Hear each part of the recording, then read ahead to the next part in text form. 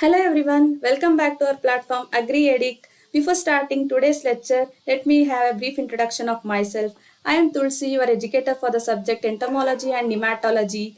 I had completed UG from University of Agricultural Sciences, Dharwad, Karnataka and PG from TNU, Coimbatore, Tamil Nadu and currently pursuing PhD in entomology at IARI, New Delhi. I had secured 41 rank in JRF during the year 2021 and second rank in SRF during the year 2023, and I had also cleared ASR BNet exam in entomology in the year 2023. As a part of nematology lectures, today I will be dealing with ecology of nematodes lecture. Let me start without delay.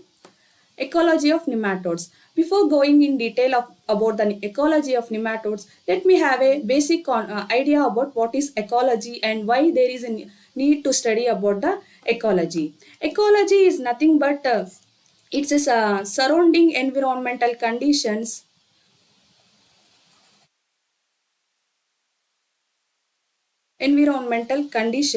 which will make the any organisms to survive easily or reproduce or multiply easily. It may be nematode or insect, it may be any organisms. Why there is a need for to study ecology? Because if we know the ecology of any living organisms, like what all the conditions which is required for its multiplication or for which favors the growth of the organisms, we can modify those conditions, and according to that we can apply in management strategies. So in case of nematode also, there is a must to need know about the ecology of nematodes. So let us study now. And if you take a handful of soil, they comprises thousands to millions of nematodes which are distributed in the rhizosphere soil, because they mostly nematodes feed on the plant host roots, and it may be these nematodes may be free living or plant parasitic nematodes, and it may comprises of different species. Around 5 to 6 different species can be found within the handful of soil. And how these nematodes have been distributed? If you consider the horizontal distribution of nematodes, there are mainly three patterns of distribution, that is uniform, random and clustered type. Here you can see in the picture, this is the uniform kind of distribution, as they have evenly spaced with each other in case of uniform distribution. And in case of random distribution, here the nematodes, for example, when we are talking about the nematodes, so we will consider nematodes only. And here the nematodes have been distributed randomly, anyway, like this, without having any specifications, like this. And in case of cluster type, the other type is cluster type. Here the most common type of distribution which is shown by nematodes is cluster type, because as they nematodes aggregate around the plant root system. If we consider this is a root system, these are the root system, here the nematodes will be aggregated. That means it forms in a group, so that it able to feed it and cause infection easily. So hence in nematode, what type of distribution is seen? Cluster type of distribution is most common in case of nematodes. And normally they move hardly few feet per year. That means movement of nematode is very minimum per year. That means only few feet per year. And this is all about the horizontal distribution of the nematodes. When we talk about the vertical distribution of the nematodes, it normally feeds with correlated with the depth of the feeder roots, because if in case of field crops, that normally the roots are distributed very shallow, because and in case of plantation crops or orchard trees, the roots are distributed very deeply. Hence, based on the host species or host crop, the nematodes have been distributed in this depth.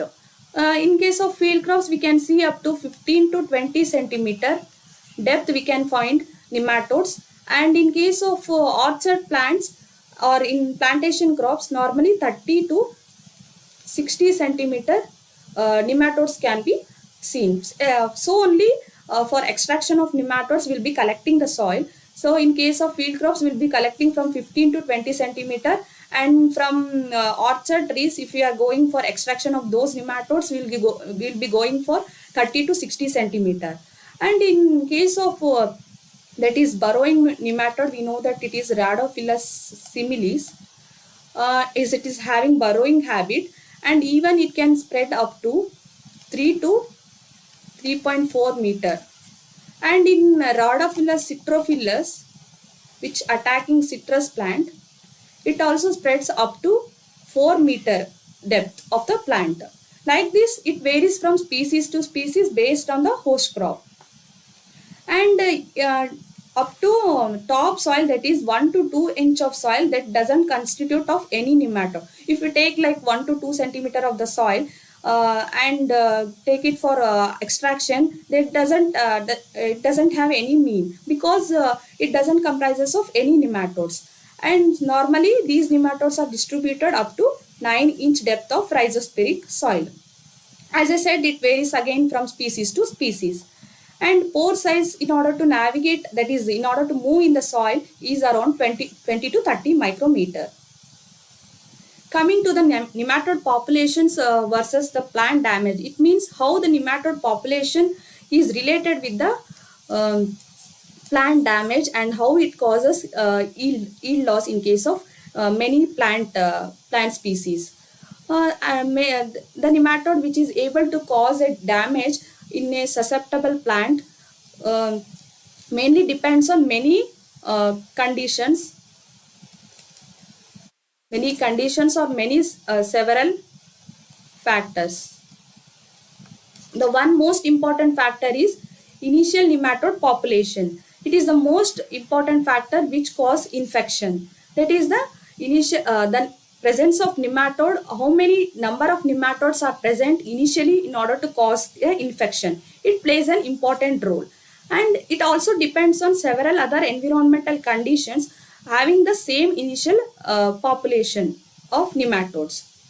And the initial population which it causes economic damage, it is referred as threshold level or pathogenic level. As in case of insects also, how we will be referring economic threshold level, like that only in case of nematode also, when the economic damage starts, that referred as threshold level or pathogenic level. And you can see in this picture, that is graph, the x-axis comprises of nematode numbers per plant, that is nematode population, and this is the percentage of yield in y-axis. Initially, when the nematode is very low in number, the crop is able to compensate the injury which is caused by nematodes by having certain defense mechanisms, and it is able to combat the nematode injury in this stage, like this up to here. And later, as the nematode number increases, here it is the threshold level of the nematode from where the economic damage of the plant started. And even after, gradually, or when the nematode population increases rapidly, the decline in yield of plant can be seen rapidly. Very rapid decline in yield can be seen along with the increase in the nematode population, but it reaches to a certain maximum loss where it becomes stable even if the nematode population is getting more increased. That means it doesn't show any loss after this stage. Whenever the plant reaches maximum or stable loss stage, then even if the nematode population increases, it doesn't show any drastic reduced yield in case of plant or host plant. And this helps by knowing the initial nematode, that is PI, that is initial nematode population, we are able to predict or predict the damage or yield loss which is seen in the crop plant. And coming to the factors which are influencing the nematode population, there are mainly two factors, that is biotic factors and abiotic factors. As we know that biotics are nothing but which comprises of living organisms, and biotics like soil factors and other climatic factors mainly comprises of come under abiotic factors. Coming to first, we will know what are abiotic factors and what these causes nematode multiplication. And as we know that nematodes most commonly live in the soil itself. So the soil environment is most important abiotic factor, plays an important role. And here the soil adaptive factors which are temperature, moisture, aeration, chemicals, pH will plays an important role in maintaining biology and pathogenicity of plant parasitic nematodes, because these as they are living in the soil, the favorable conditions is must for their survival or growth or development of these types of nematodes. See, let us see one by one. First is soil temperature.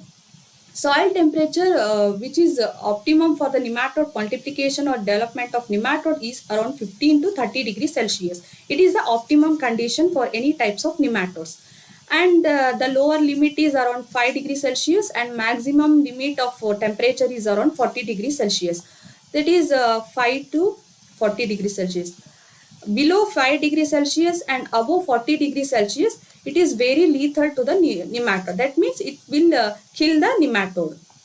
And again it varies from species to species, because here the 15 to 30, when we say it is optimum, but again it is not more suitable for some of the nematodes, because some nematodes are also adapted for cold conditions, some may also survive under high temperature, and again it varies from species to species.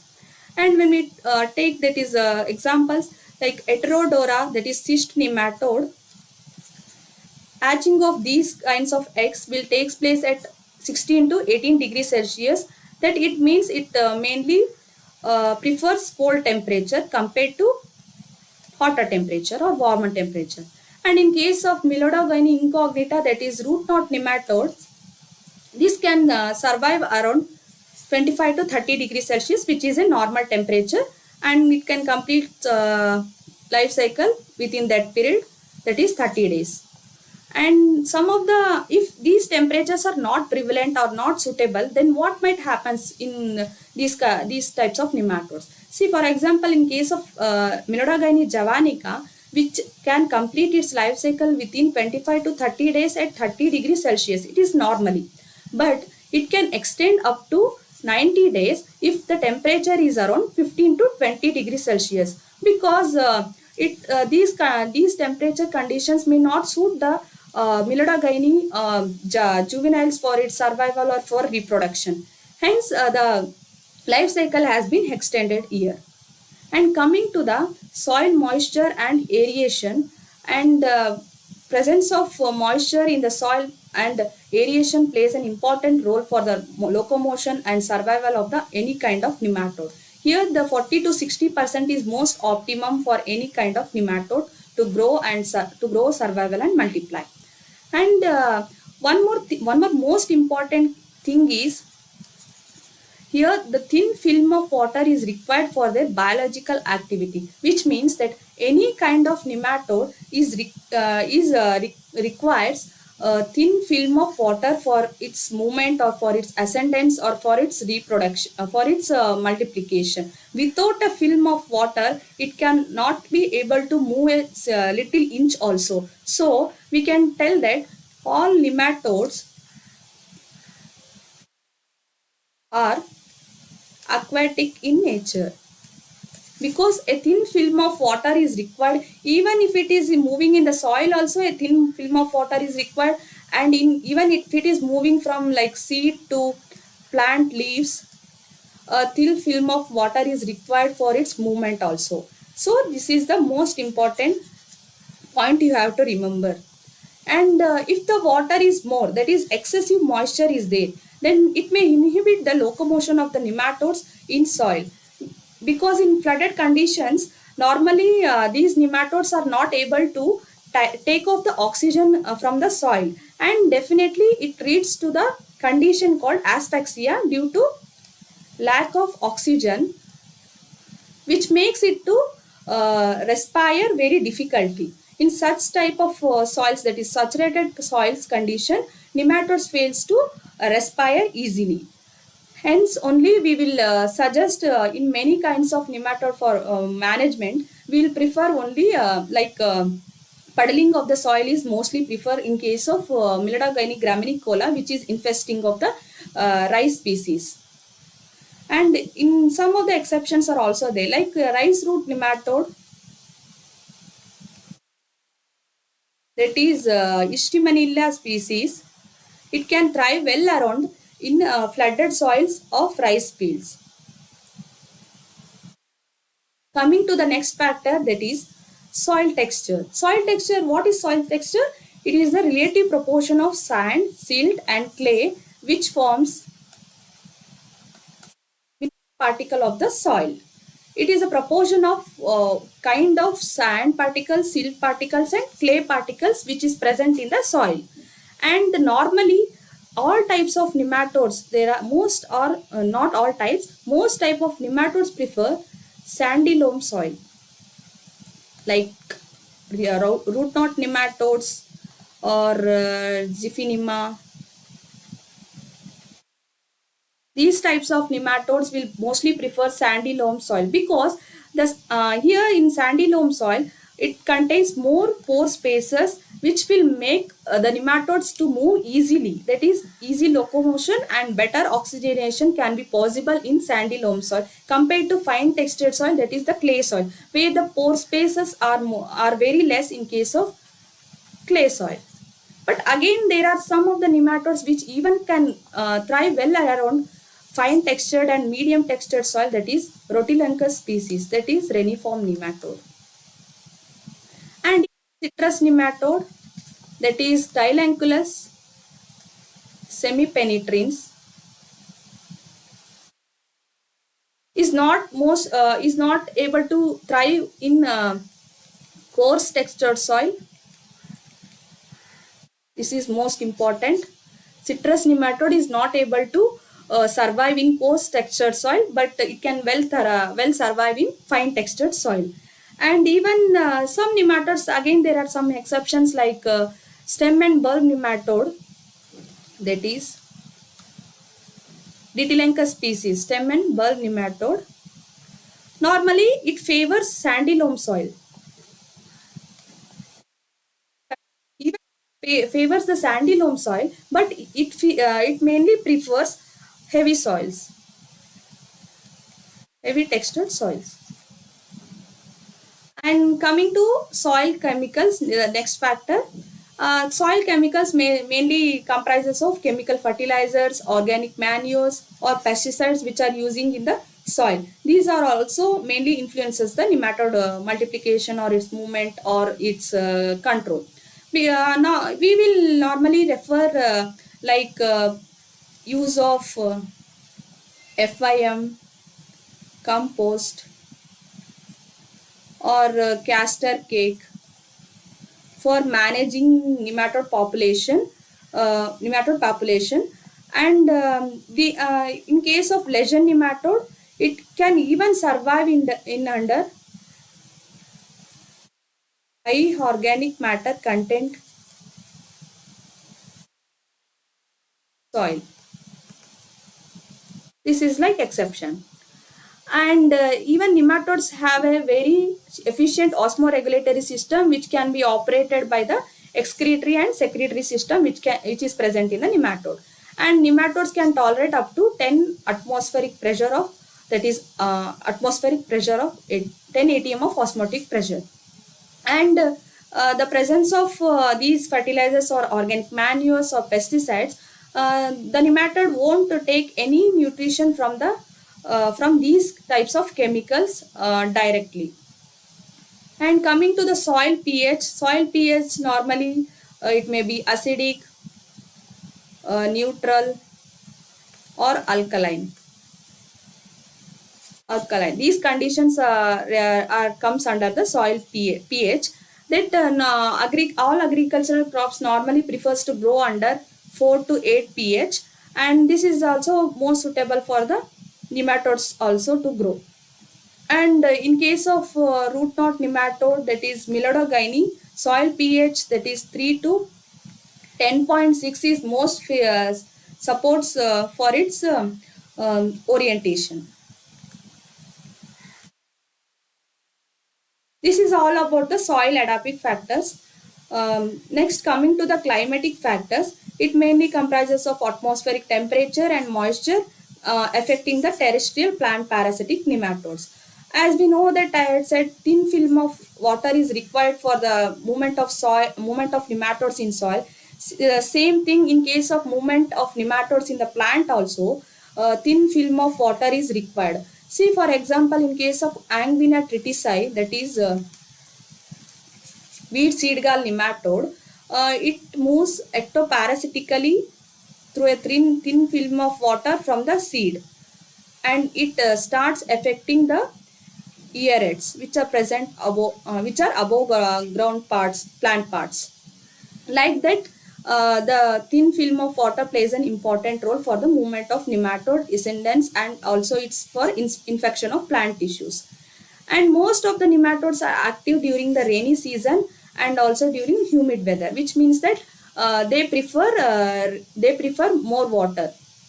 And in certain conditions of like lack of moisture, may enter the nematode may takes place. At that time, the nematode may enter into the cryptobiosis stage, in which the nematodes are formed into a coil-like structure and is able to tolerate extreme environmental conditions even in the absence of moisture. And later it revives into normal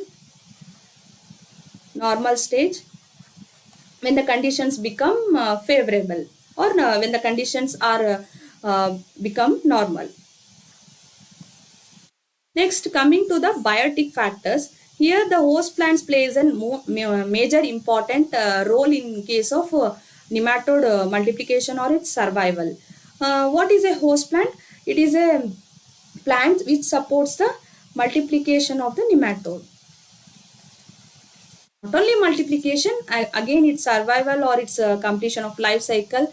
In simple term, we can refer as multiplication of the nematodes.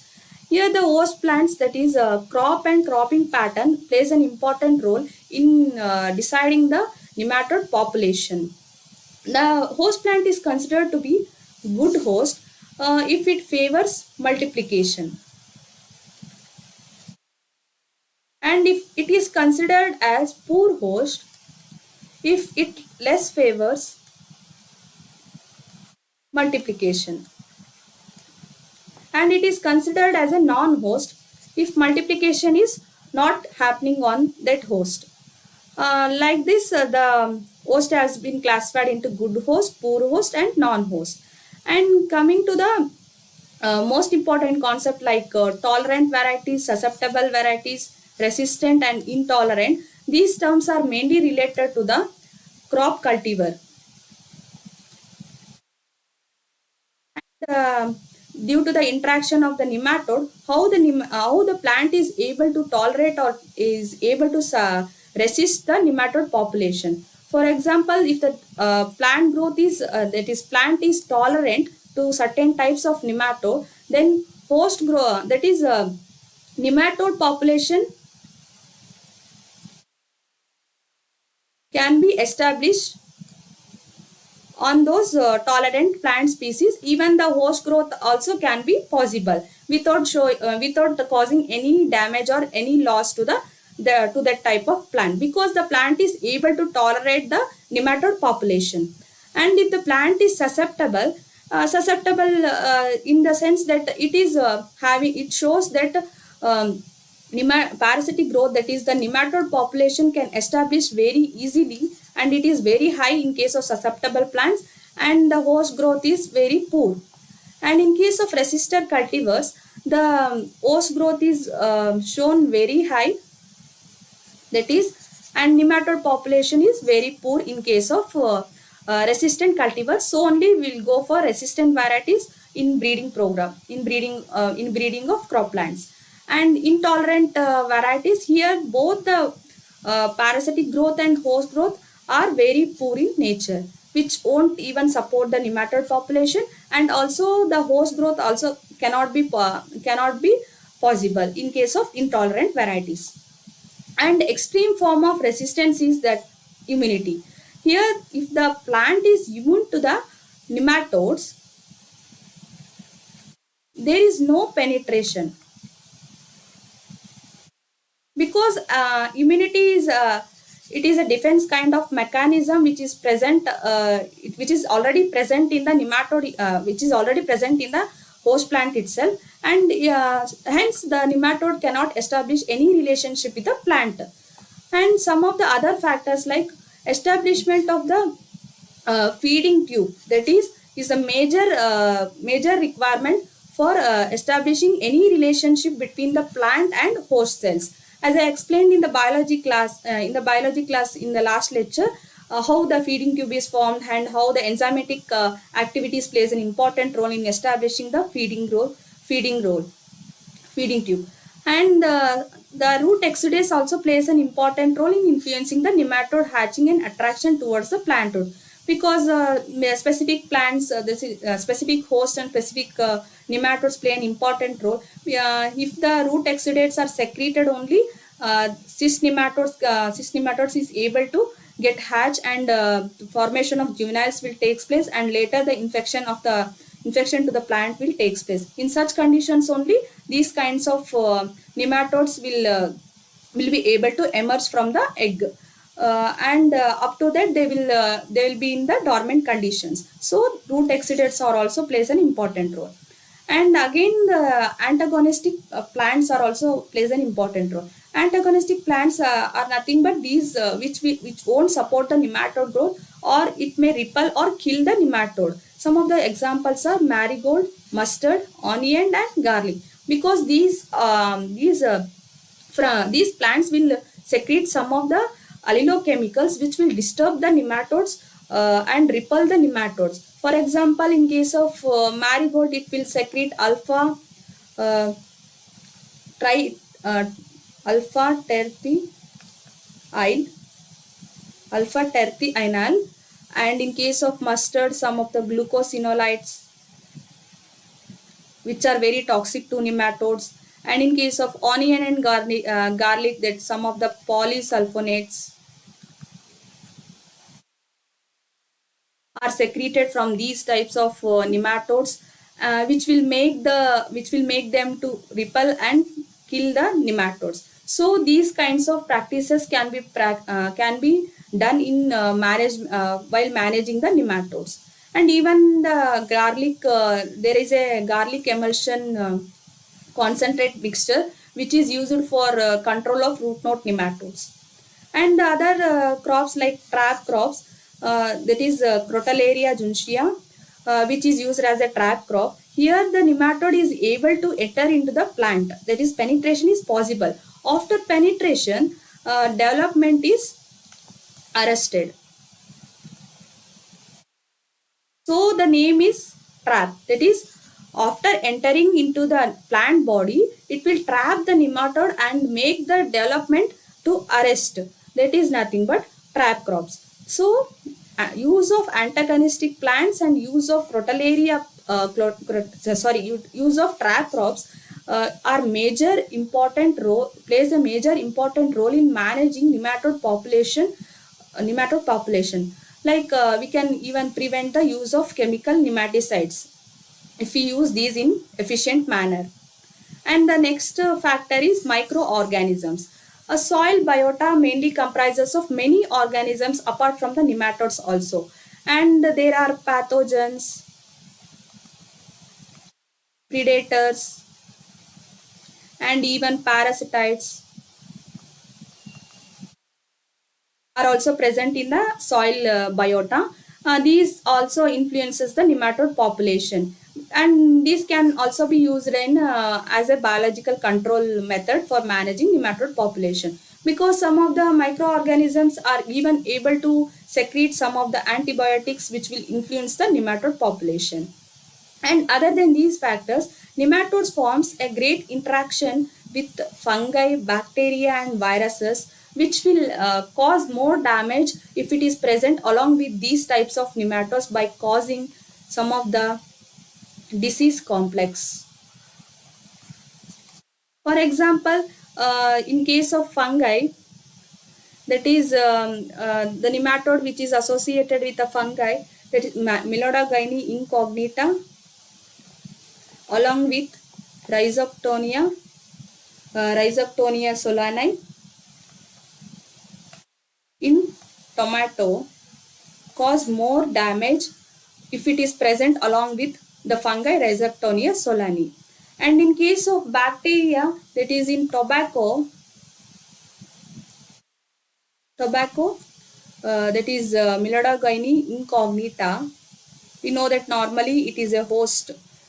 Tobacco is a host for Melodogyne incognita. If it is present along with the bacteria, that is Ralstonia solanacearum, damage is more. That means here the nematode, while it entering into the plant tissue, it makes some of the punctuations. These are nothing but some wounds which cause the bacteria to invade easily into the plant body through the interaction of both fungi, bacteria and nematode. The cause for the plant, that is yield loss, will be more and more damage can be noticed in the plant body when there is any interaction between the nematode and any organisms. And even some of the nematodes like Ziphinema Spinema index, it is mainly able to transmit some of the viruses like grapevine leaf viruses, and other nematodes also Dorylemets, Longidorus, Trichodorus, Paratrichodorus also causes viral diseases in several plants. And coming to the survival and spread of the nematodes, how these nematodes are able to survive even under extreme environmental conditions. Because if the environmental conditions are not much favorable, they should be able to even survive under those type of environmental conditions by adopting certain type of mechanisms, like entering into the cryptobiosis,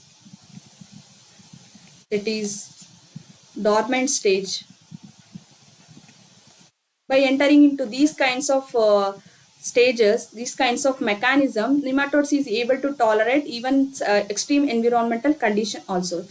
Now let us see how these varies from nematodes living in folia, attacking above ground plants, and living in soil and associated with the insects.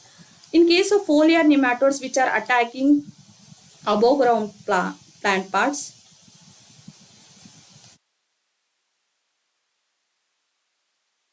here the nematodes will enter into the cryptobiotic phase at crop maturity. That means the nematodes will enter into the dormant stage. Even up to several years, it can live under this stage only. Let us see some of the examples. J2 stage of Angwina triticea, that is wheat seed gall nematodes, live in seed galls, even up to 32 years. See how many years it can survive even under uh, dormant stage. 32 years it can survive in case of Angwina triticide. And in case of Datilanchus gypsai, that is the stem and bulb nematode, it can survive under J4 stage. Stage will enter into the Nema whole stage, that is nothing but cottony masses of nematodes.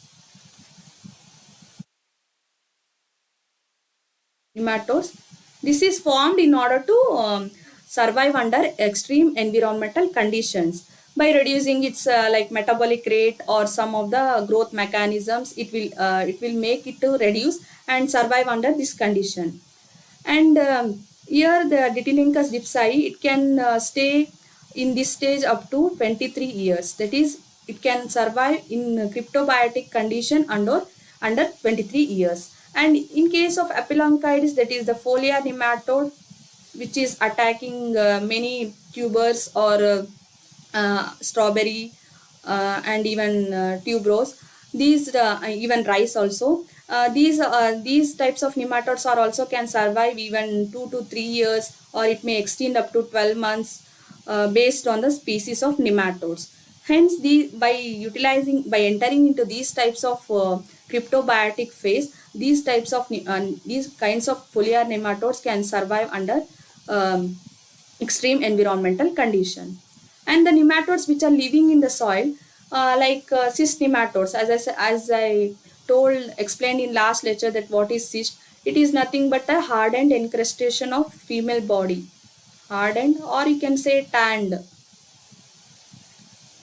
female body of nematode, which comprises of embryonated eggs.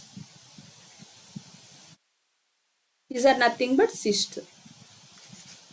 In the form of cyst, they can live in the soil even in the absence of host also. And with the present, after when we plant a seedling, or certain host plants are planted, at that time from the root exudates are secreted from the roots, and emergence of these types of cyst nematodes will takes place. And some of the nematodes which are associated with the insects are Bursapilincus, Xylophilus. Here the J3 stage will go under the dia stage.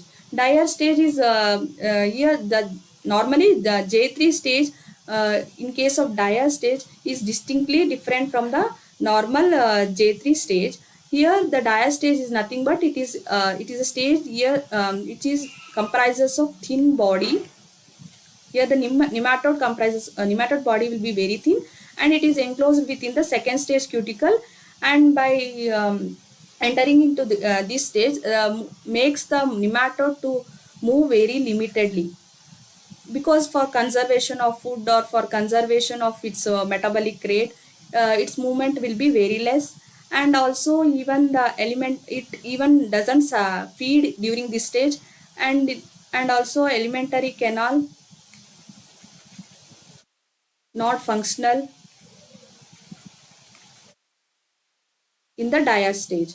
Why this nematode has been making such kinds of mechanism in order to reduce its metabolic activity, thereby increasing its survival capacity even at extreme environmental conditions. Normally, J3 stage is associated with the insects. Here the Bursapilincus xylophilus is normally associated with the insect, and through the insect only this nematode is able to disperse from one place to other place and cause infection to the plant. And even when the conditions become normally, then the nematode J3 stage will molt and becomes J4 stage, and finally it becomes into adult stage, and normal life cycle will happen. Like this, the survival mechanism shown by the nematodes. And coming to the spread of the nematode, how it is able to spread from one place to another place. Here the locomotion of the nematode per second, as I said, it is very limited. It can only move a few feet per year. And how it movement takes place from one place to other place, like in case of short distance movement through irrigation water, agricultural machinery, wind, livestock, etc. Like through these kinds of mechanism, or through any equipments which are taking place in during agricultural practices, through that only the nematodes will move from one place to next place, that is very shortly. And if there is a long distance movement, how it takes place, like mainly through plant propagating material. As we know that the cyst nematode, that is Globodora rostochinensis, which is attacking potato, these normally affect the planting material also, that is the potato tubers. Due to this infection, there is a strict quarantine regulations which is made in order to spread the nematode from one place to other place. In example, in Nilgiris, as it is more prevalent in Nilgiris area, the potato movement of potato seedlings from Nilgiri area is restricted in order to make prevent the entry of potato cyst nematode where it is not present. Like this, the long distance movement will takes place from one place to other place through plant propagating material. And even in case of sedentary endoparasites, that is root knot nematode, and here also comes cyst nematodes. Most commonly, as they are sedentary in nature, and even those as they cause damage to the seedling or sapling, rhizomes, bulbs, corms, tubers and suckers. By using this type of planting material, spread of the nematode will takes place from one place to other place. This is about the survival mechanism and spread of the nematode, how it takes place from one place to other place. So this is about the ecology of nematodes. I hope you have understood the today's lecture, that is ecology of nematode. Meet you in the next lecture. Thank you.